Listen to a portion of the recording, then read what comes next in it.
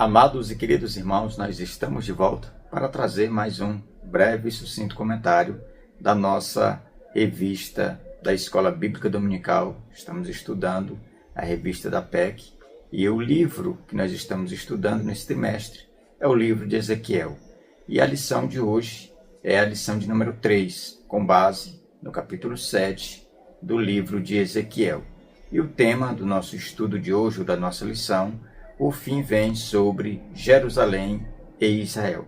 Então nós vamos ver aqui no capítulo 7 todo o desenrolar acerca do fim, tanto de Jerusalém como de todas as cidades, vilas ali próxima a Sião, próxima a Jerusalém.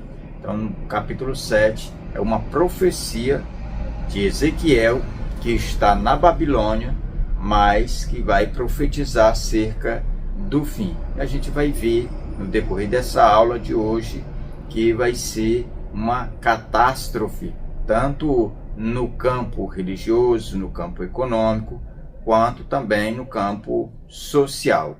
Vai abalar todas as estruturas da sociedade de Judá. Nosso texto áureo se encontra no capítulo 7, e o versículo 6 que diz: haverá fim, vem o fim, despertou-se contra ti. Aqui no versículo de número 6 do capítulo 7 nós vamos ver que é o próprio Deus dizendo: haverá o fim vem, o fim foi despertado contra ti, ó Jerusalém. Então nós vamos observar que essa palavra, o fim vem, é uma palavra que é muito usada ou muito utilizada pelos profetas, em especial por Ezequiel. Amós também fez uso dessa palavra para denotar respeito de alguns acertos de conta, vamos dizer que de uma sentença que o próprio Deus livrou ou lavrou contra aí a nação de Israel. Então nós destacamos essa expressão. E nós vamos ver aqui no decorrer da nossa lição, do nosso comentário, muito essa palavra, o fim vem. Então a nossa verdade prática, quero ler com você, que diz: o juízo de Deus é certo e justo. O pecado traz consequências, mas o arrependimento ainda é a esperança para os que se voltam ao Senhor.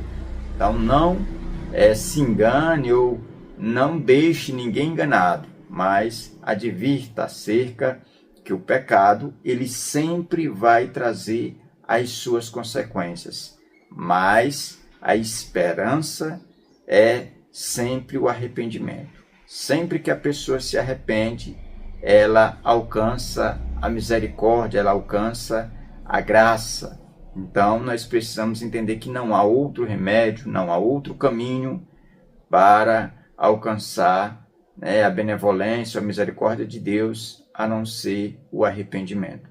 Então, o arrependimento ele foi no passado, continua sendo no presente e sempre vai continuar sendo a esperança para aquele que está no pecado, que está aí, quem sabe, com a vida toda estraçalhada, como consequência aí de tudo que tem praticado contra Deus. Então, o arrependimento, ele é o caminho. Então, nós devemos nos arrepender dos pecados para alcançar, para continuar aí caminhando vamos dizer que com intimidade com Deus. Sempre devemos nos arrepender e é isso que eu e você precisa levar para a sua classe, para que os seus alunos entrem nesse assunto já munido dessa informação de que o arrependimento ele é vital para todos nós. O primeiro ponto da lição vai falar sobre a chegada do fim. E nós vamos ver que esse fim ele não foi assim algo que veio de surpresa. Não, pelo contrário. Deus sempre avisava o povo que eles precisavam arrepender, que eles tinham se distanciado do caminho, eles haviam se distanciado da verdade, eles haviam se distanciado da justiça e perante Deus eles estavam devendo, foi encontrado em falta perante Deus. E Deus sempre advertindo para que eles se arrependessem, e eles fizeram vista grossa para essa advertência. Então, a chegada dessa sentença vai ser registrada aqui no capítulo 7 de Ezequiel. Então, nós precisamos destacar com relação que a chegada do fim, ela vem tanto para a casa de Judá, na época de Ezequiel, mas a casa de Judá eles estavam meio que não acreditando. Por que eles não acreditavam? Porque eles tinham tempo, e a esperança deles estava no tempo. O pensamento deles era um pensamento que, se o templo tivesse de pé, a fé deles também estava tudo bem deles com Deus. Eles colocavam a esperança deles na cidade, porque acreditavam eles que a cidade era de Deus. Na verdade era, mas ela ia passar por um tipo de purificação, né? Porque eles desobedeceram, então as consequências chegavam. Mas eles não acreditavam muito nessas palavras proféticas a respeito da destruição do templo, a respeito da destruição da cidade e também, claro, do poder aquisitivo deles, porque eles acreditavam que Deus estava lá porque o templo estava de pé e era impossível alguém derribar o templo de Deus. Então a gente vai observar no decorrer dessa lição que eles estavam completamente enganados, igual na época da teocracia, quando no período ali do sumo sacerdote Eli, quando a casa de Israel, os filhos de Eli, acreditavam que se eles fossem para a batalha, mesmo em pecado, mesmo devendo, mas se eles estivessem conduzindo a Arca da Aliança, eles não perderiam. A gente vai ver que eles vão perder a arca e vão perder também a vida deles porque estavam em falta. E aqui vai se repetir essa mesma história na época de Ezequiel. A diferença é que a cidade de Jerusalém, ela não estava mais apegada à arca, mas estava apegada ao templo, à cidade em si, e vamos dizer que a naturalidade deles. Ou seja, eles acreditavam que por serem descendentes aí de Abraão, nenhum mal ia lhes suceder porque eles estavam debaixo de uma promessa. Mas só que a promessa que foi feita para eles era uma promessa condicional. É se eles permanecessem fiéis ao Senhor. Mas como eles quebraram toda essa aliança com Deus, então a consequência tinha que vir. Porque Deus é justo e Deus é santo. E a santidade dele requer uma reparação na questão da moralidade da sociedade de Judá nesse período. O primeiro tópico é falar sobre a palavra profética do Senhor.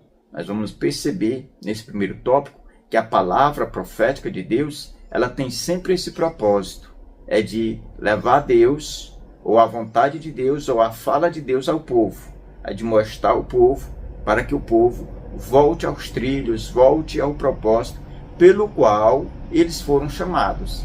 Mas a gente vai observar que essa voz profética, aqui ela foi ignorada, ela não foi aceita, entrava em um ouvido, saía no outro. Eles não tinham esse intento, esse propósito de ouvir e de serem transformados, ou deixarem serem transformados. Eles faziam vista grossa. Então a palavra profética, ela pode até ser ignorada, mas o que ela vier, o conteúdo dessa mensagem vai se cumprir. Tem o seu cumprimento fiel. E era exatamente isso que Ezequiel estava dizendo, que Jerusalém, ela seria destruída porque ela teria que passar por esse processo de purificação. O segundo, o fim vem e é justo. Perceba que esse tópico nós vamos aprender com base no versículo 3, que o fim estava decretado. Vinha sobre a terra de Israel, sobre a casa de Judá, sobre o templo, sobre os seus moradores. E ele era justo. Ou seja, tudo que o povo estava devendo, ali era o acerto de conta. Era de uma forma justa. Não tinha como as pessoas acharem que poderiam se esconder daquela ira, daquele dia que foi profetizado, que era um dia vindouro, um dia de acerto de conta. Ali não poderia mais. Ah, mas tinha os ricos, eles poderiam, os ricos não. naquele dia o dinheiro não tinha mais valor. Eles jogavam o dinheiro deles no meio da rua, a prata, o ouro, porque não tinha mais nenhum valor naquele cenário caótico de guerra, de destruição, de peste, de fome. Então, não havia mais como escapar. Nem o rico, nem o pobre, nem o livre, nem o escravo. Todos estavam debaixo da mesma sentença, porque o dia do Senhor é justo. O juízo de Deus é justo. O fim que Deus determinou é justo. Então, isso a gente aprende nesse tópico. O terceiro e último tópico desse primeiro ponto, o fim vem e é urgente. Perceba que o fim, ele é urgente nesse sentido, que foi apresentado a longanimidade de Deus através da voz profética, que o povo quando errava, Deus ia lá e dizia, arrependam, e eles não se arrependiam.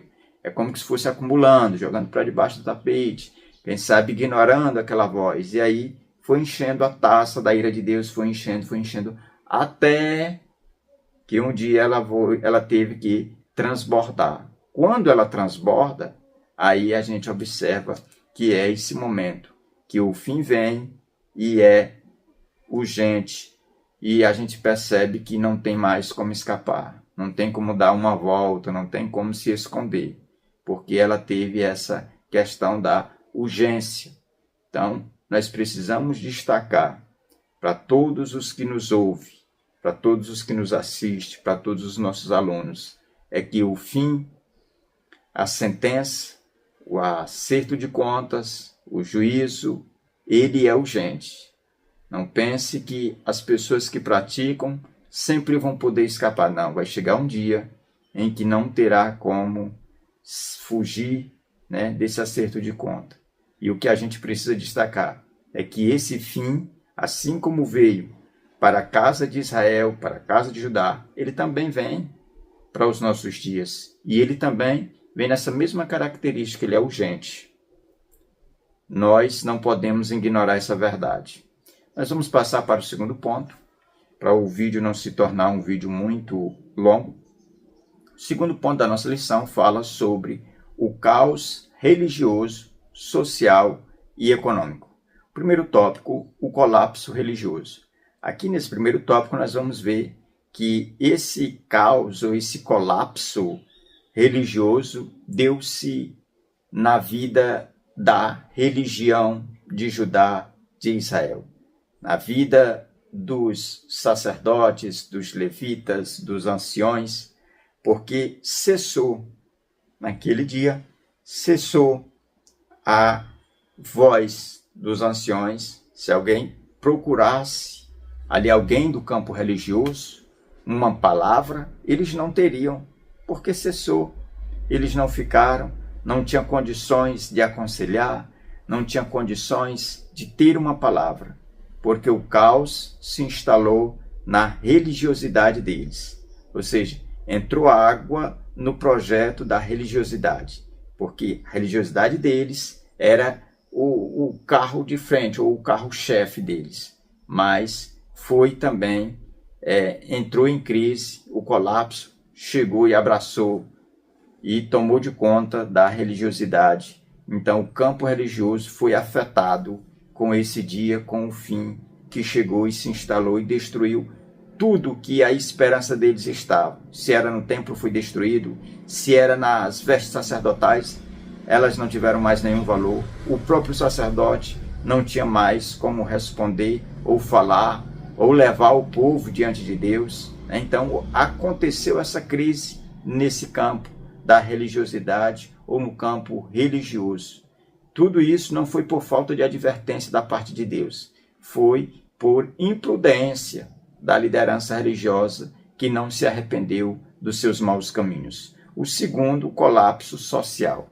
A gente vai destacar aqui que a sociedade inteira, né, seja os mais ricos, os mais pobres, os que viviam no palácio, os que viviam fora das paredes do palácio, todos foram afetados com esse colapso social.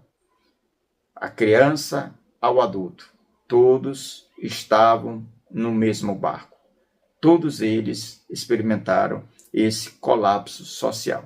Tudo isso porque desobedeceram a voz profética de Deus de advertência que deveriam se arrepender. Então a gente vê que acontece no campo religioso, mas acontece também na sociedade. Então toda a sociedade estava pagando. É por isso que houve fome em massa, sede, atrocidades, houve ali uma guerra instaurada, houve ali traições, houve ali todo tipo de mazelas que o ser humano podia experimentar e eles experimentaram naquele dia. Então aquela sociedade ela foi completamente humilhada, ela foi devastada socialmente, porque as outras nações que eram vizinhas ou que às vezes até respeitavam essa sociedade, olhou para ela e a considerou miserável, porque pegou os seus príncipes, pegou aqueles que viviam da nata da sociedade, levou como escravos para a Babilônia, e os demais ficaram ali mendigando nas ruas, morrendo de fome, de enfermidades, e tanta coisa. Então a sociedade também viveu esse colapso. E o terceiro e último, o colapso econômico. A cidade de Jerusalém, a casa de Judá, que às vezes banqueteava, às vezes se gloriava por ser economicamente, ter status econômico, poder vender para todos, poder comprar de toda parte do mundo, agora tinha fechado todas as entradas de negociação, todos os negócios, agora todos os acordos políticos, todos os acordos econômicos tinham sido cortados. Ou seja, todos os tipos de sanções tinham se instalado sobre essa nação. Essa nação economicamente estava falida, não tinha como vender e nem o que vender, como também não tinha como comprar, porque as outras nações também não vendiam. Então, a gente vê que se instala ali um colapso econômico. A economia, ela, quem sabe, estava crescendo antes desse dia, mas nesse dia ela caiu para o ponto zero. Ela não teve mais nenhum tipo de sucesso, porque economicamente estavam falidos. Era um acerto de conta em todas as áreas dessa sociedade judaica. Terceiro e último ponto, fala sobre a angústia do povo e líderes. Perceba que esse dia, ou esse fim profetizado aqui no capítulo 7, ele chega, e aqui do verso 14 ao verso 27, nós vamos ver que ele chega trazendo consigo consequências, trazendo consequências que eram irreparáveis, não tinha como ser reparada. O primeiro diz o pavor e o desespero generalizado. Aqui no versículo de número 18, nós vamos ver que o profeta vai descrever que o pavor, que o desespero estava na face de todos, desde o maior até o menor. Era generalizada. Era o pai, era a mãe, eram os filhos, eram os príncipes, eram as autoridades, eram os escribas, era até mesmo os anciões, eram os sacerdotes, Era generalizada. Todos estavam sendo afligidos e oprimidos e não tinha como escapar. Então esse dia foi um dia de devastação. Foi um dia em que eles tiveram um encontro com medo e com desespero. As mães gritavam pelos filhos, os filhos gritavam pelas mães, mas o grito não era ouvido e nem tampouco atendido. Então a gente vê que esse dia foi um acerto de conta para uma nação que não soube ouvir as advertências. O segundo, a impotência dos ídolos e a ausência do socorro. Perceba que esse povo aqui, com base no versículo de número 19 do capítulo 7, eles tinham alguns ídolos. Por exemplo, o povo, a massa, colocava a esperança deles na religião. Era um ídolo. Era o sacerdote, era ali os rituais vazios, sem mais efeito, era o templo, Tudo isso era um tipo de ídolos para ele. Quando eles viram esses ídolos quem sabe, desestruturando ou até mesmo desfiando, eles começaram a cair em si. Perceberam que esses ídolos não era ou não tinha aquela expectativa que eles achavam que tinha. Então não tinha aquele poder que eles achavam que eles atribuíam a eles. Aí foi aonde caiu a ficha, que eles estavam ignorando as advertências de Deus e achando que estava tudo bem. Então a gente vê que a impotência desses ídolos agora era visível, mas tarde demais. Perceberam que o barco estava afundando já quando praticamente estava já debaixo d'água. Então não tinha mais como reparar. Então a ausência desse socorro foi o que impulsionou eles a cair em si. Acredito que uma minoria, muitos poucos ali, naquele momento de desespero, eles confessaram e fizeram conserto com Deus. Outros não, fizeram foi endurecer mais o coração. E foi aonde muitos e muitos perderam a vida, outros foram levados como escravos, outros foram ali abatidos pelas enfermidades, pelas doenças, pela fome, pela sede, pela espada. Não houve como escapar, porque aquele que escapava da doença, a espada alcançava. Aquele que conseguia fugir da espada, mais eram afligidos, logo mais à frente. Então não tinha como eles escaparem desse dia. Agora nós vamos ver o número 3, que diz: o silêncio dos profetas, sacerdotes e anciões. Aqui é onde o profeta, no verso 26 do capítulo 7, ele vai descrever esse silêncio. O silêncio na área profética, na área sacerdotal e na área dos anciões. É interessante, a gente precisa destacar isso, que quando eles tiveram oportunidade de ouvir a voz profética, eles ignoraram, eles não queriam ouvir. É como hoje. Existem muitos e muitos ministérios, muitas e muitas igrejas falando da volta de Jesus, o povo não dão ouvido, o povo não quer, não se importam, mas haverá um dia em que eles estarão nesse mesmo cenário aqui. Eles estarão em busca de uma voz profética e não encontrarão. Estarão em busca de um sacerdote e não encontrarão. Estarão em busca de um ancião para receber um conselho e não acharão. Assim como essa nação aqui experimentou, a nossa civilização contemporânea, ela também vai vivenciar isso na pele. Ela vai também viver isso de forma cabal, como essa nação de Judá aqui viveu. Então o silêncio era o que imperava nesse período.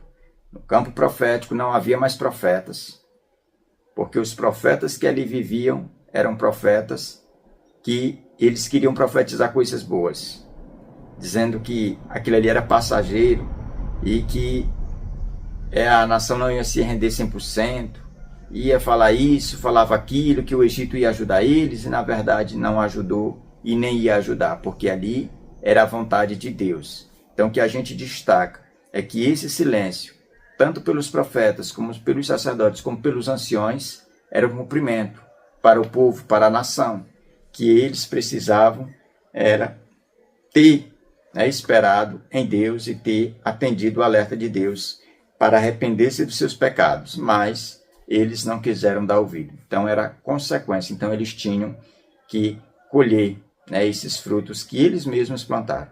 Então que Deus abençoe, até a nossa próxima aula, em nome de Jesus.